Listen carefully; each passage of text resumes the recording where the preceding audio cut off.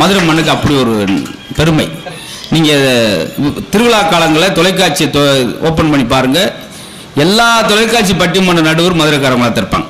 லியோனி சாராக இருக்கட்டும், சாலம்பாய் சார், ஞானசம்பந்தன் சாராக இருக்கட்டும், யாராக அந்த எல்லாருமே. ஏன்னா ஒரு தூங்கா நகரமுடியே அந்த பேரை சொன்ன மதுரைக்கு அப்படின்னா, மீன் ஒரு கண்ணில் விழிச்சு ஒரு கண்ணில் தூங்க முடிவாங்க. அதில் தான் தூங்கா நகரம். மீன் கண்ணுடையவள் ஆச்சு மீனாட்சி.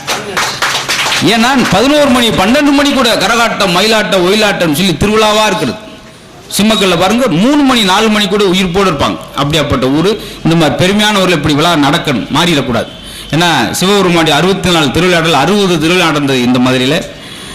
எம்ஜிஆர் தன்னுடைய படம் ரிலீஸ் ஆகும் போல மதுரையில் எப்படி படம் ஓடுது, என் படம் ஓடுது. அலங்காநல்லூர் சமயநல்லூர் ரத்தத்தை கொடுத்து 5 ரூபா 10 ரூபாய்க்கு ரத்தத்தை விற்று அந்த காசுல தாய்க்கு பின்தாரம் படம் பார்த்த ஊர். அப்படின்னா ஒரு விஷயத்தை ரசிக்கிறது.